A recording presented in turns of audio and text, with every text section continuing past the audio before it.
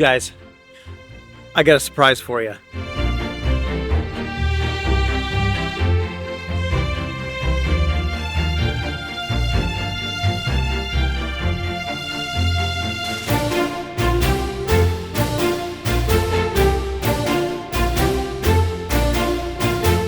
Wait a minute. This doesn't look like Top Shop Auto. What the heck? Who knows? Frank! Here it is. Holy, wow.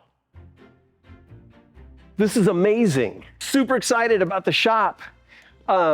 We have another reveal today.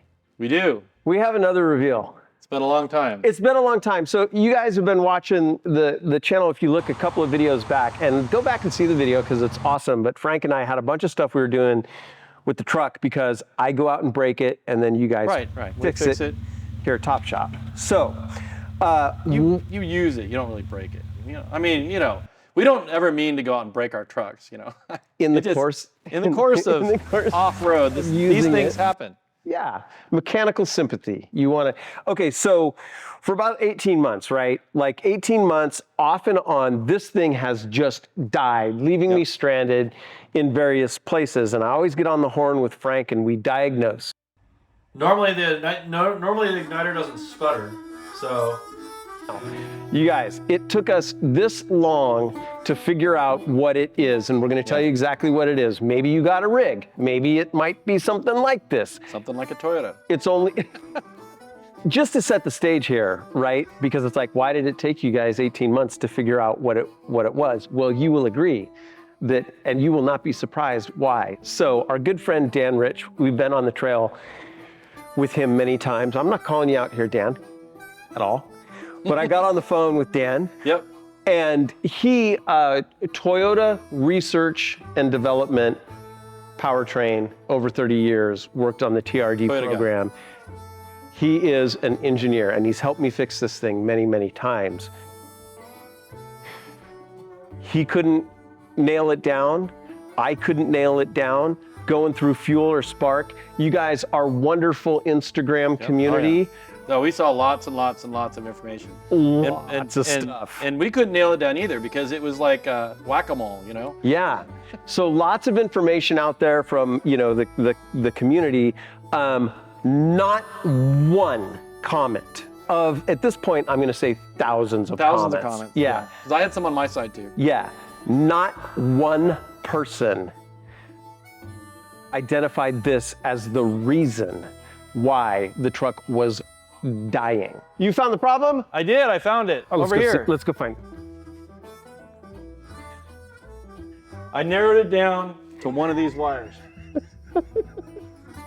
And it would be running just fine, and it's like, it switched off. Yeah, it was like, gone, you're done. Yeah. A little bit disconcerting. Sometimes after 2 hours of driving and it idling for a while. Yeah. What did you discover, Frank? So, well, I mean, first you called me from, the last time you called me from the McDonald's parking lot. Yeah. And you had some choice words that you were using. Oh. I'm pretty patient. Am I a patient guy?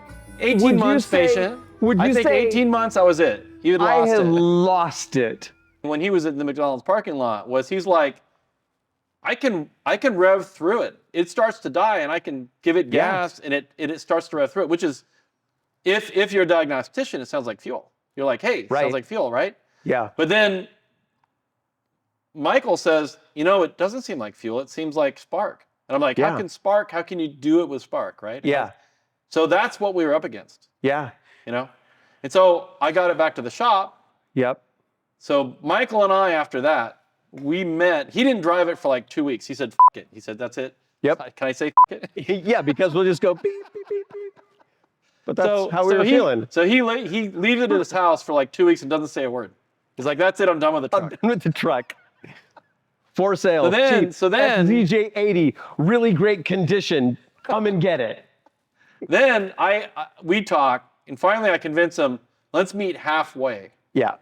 You know, so if it dies halfway out of his house, or halfway to my house or to my shop, at least it'll be closer to somewhere to get it towed. Right. Right? Right. So he gets in and he drives it, runs flawlessly, all the way to the halfway point. Just right?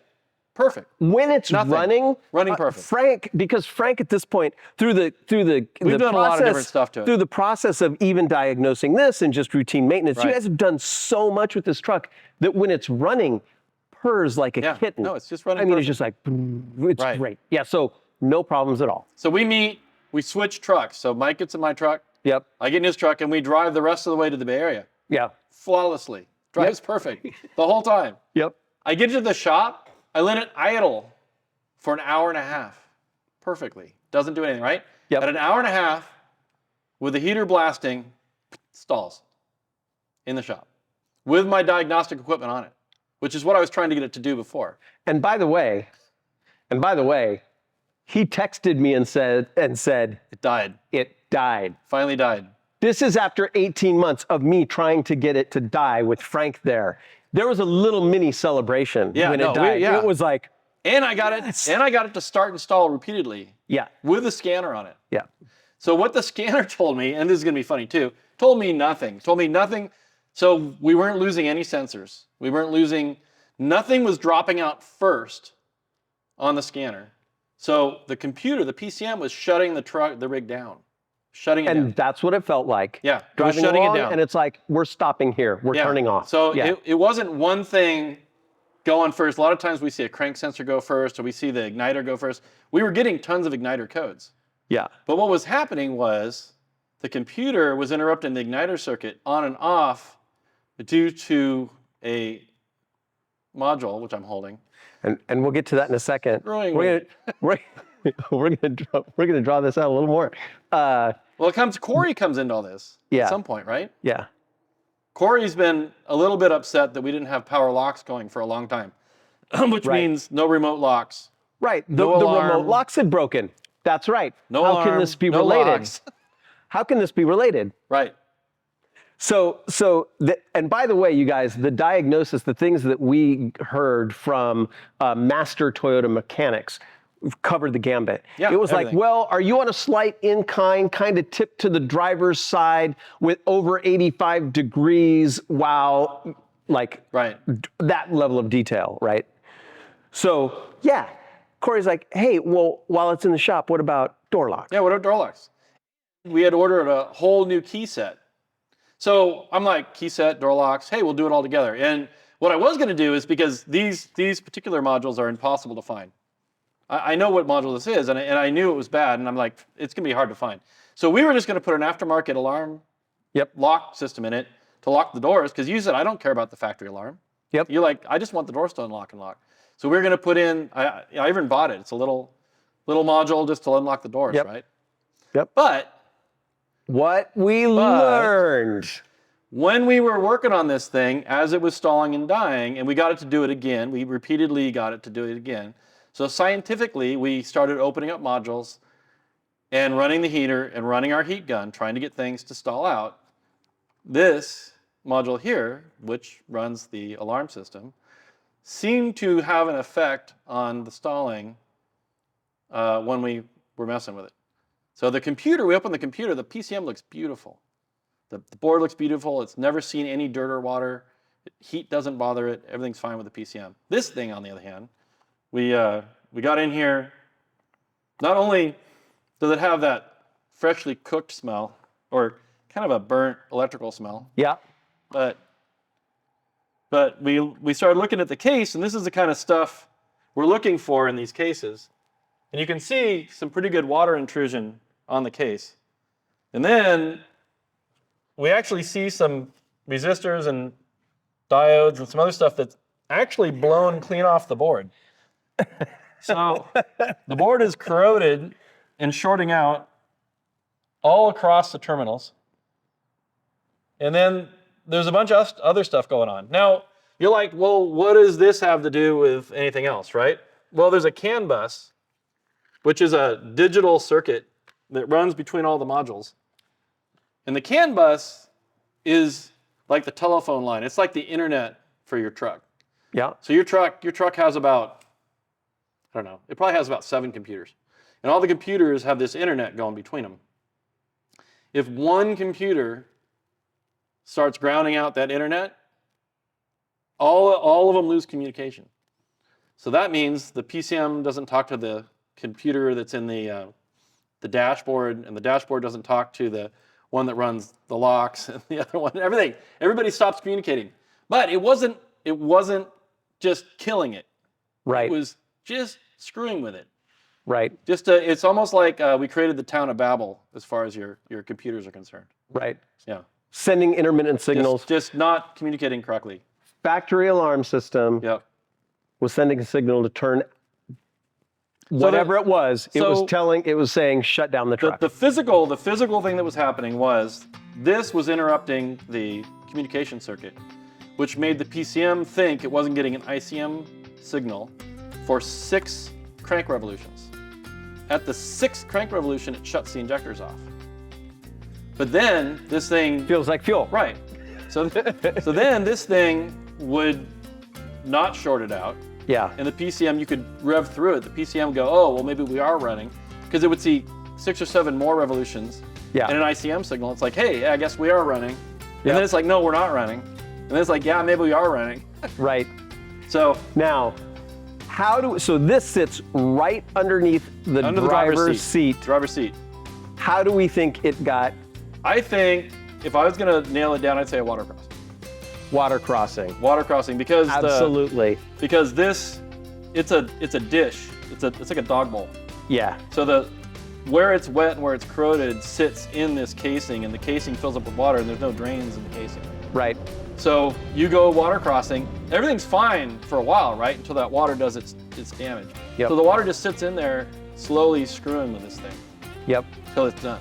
And then how long that took? So you guys, don't go past your doors. Don't go past your doors. So here is I think I know what it is. If you go past your doors and you're moving and you create a proper bow wave in front, you should be pushing the water out. But on the Mojave Road, there was a time when I stopped. The truck stalled, I believe, and it was sitting in deep water for an extended period of time. Then water comes rolling into the car. Yeah. Everything inside the car is not waterproof. Everything outside is waterproof. So you have watertight connectors on everything under the engine. You can sink the engine. It's fine. Yep. I mean, it's not fine, but Yeah. Inside, no. Right. So. Well, there it is. Anyway. So factory alarm system telling the truck to shut down. Yeah. So we found a factory alarm replacement module out of a junkyard car. That's it. That's all you got. Nobody makes this anymore. So plug that in. Everything works. Factory alarm works. The remotes work. Everything works again.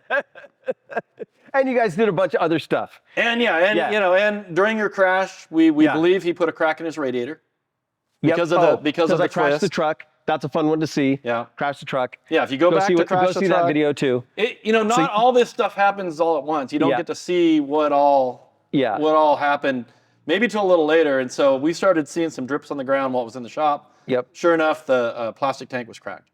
Yep. So new radiator, not completely related to the accident, but an 80 thing, the track bar on the front differential, which holds your front differential in line with the truck. Yep. The frame mount was cracked, and it wasn't. And thank you. I'll put the name of the 80 series based adventure tour company in Moab. The name slips my mind right now, but I'll put their name and their phone number right here on the screen. As soon as I went in just to visit, he checked it. Yeah, he checked it. He's like, oh, you use this thing? Let me look. And he identified it. It was cracked. You fixed it. Yeah. You use it. You probably use this more than his people do. I mean, these are. He's just going on tours. Yeah. This is actually an off-road truck. Yeah. I know. Not saying anything about the tours and stuff like that, but those are, it's a different kind of trail. Yep. We went under there, and sure enough, and it wasn't a small crack either. Okay. It was a crack that wrapped all the way around the driver's side of the mount. So there's about 10 inches of weld, and you had about 4 inches left. So we cut the old weld out where the crack was.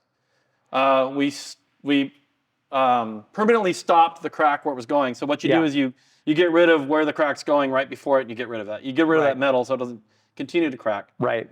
And then we welded a bead into where the original bead used to be. Yeah.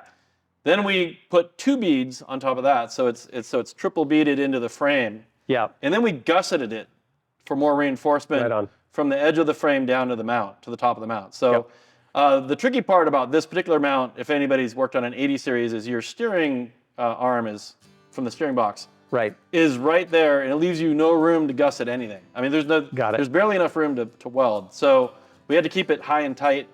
Yeah. It worked out really well. Visual inspection, inspect your vehicle like hard all to the find. time. Like it's a great thing to do when you arrive at base camp, right? Like if you're going to be there for a day or so, put aside an hour and just go and just inspect the rig and take a look at things. That crack would be hard to find. Yeah. It would be without that guy saying this is where these crack. Yep. We had to clean it because it was all full of mud and dirt. Yeah. We had to clean it before we saw how extensive it was, and then we're like, okay. Yeah. Got it. Okay. Because when that I'm glad I brought it up. Because he told me, he was like, make sure you take care of that. When that mount, when your track bar falls off, has anybody had, Jeeps are known for this. These aren't actually known for this, although they obviously crack. Yeah. Jeeps actually have their track bars break off quite a bit. And if anybody's had their Jeep and the track bar break off, it is a scary thing. Yeah. You lose control of your truck. If you're going anything over 30 miles an hour, it's a good chance you might crash too. Yep. Because the whole front end is just all over the place. And if you turn, the front end just moves over. So it doesn't turn where you want to turn, because now you're pushing with your steering box, you're pushing the front end over to the right and left. So basically you're trying to turn and control the truck, and your front end's going like that. It is a harrowing experience. And I've done it, believe me, I've been there. I used to work on old Fords that would do this and break their steering box off the frame, and it does the same thing. You guys did a bunch of work. You did that. You took care of that. This has a little bit less. Too bouncy. It's not as bouncy now. Less flex in it. We didn't get to fix the winch because the winch isn't here yet. Yep. You've got one coming. We'll do that. We put a new radiator in. Yep. New keys, new locks. We've mounted your license plate in the back. It'll run. Yep. It'll run now. Yep. Yep. Yep. Right. Awesome. Bunch of stuff. Cool.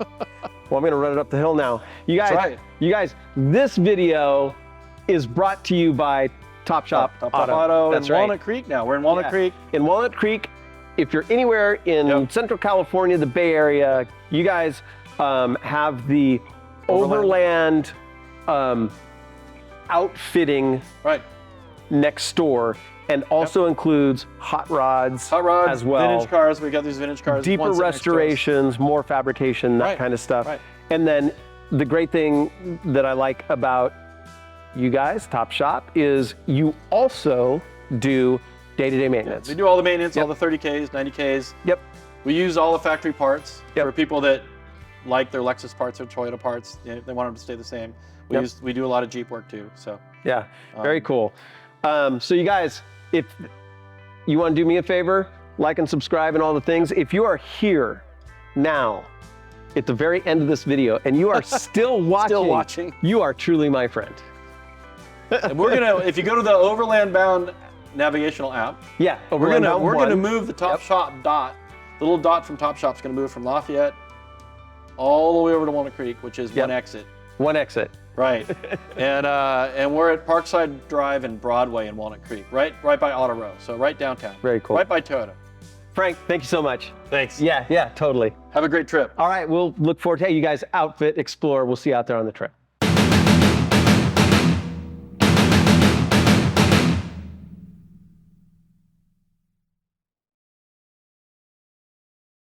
Can I tell the story? You guys, I'm going to tell the story. Miguel, my son, I just thank you, Miguel.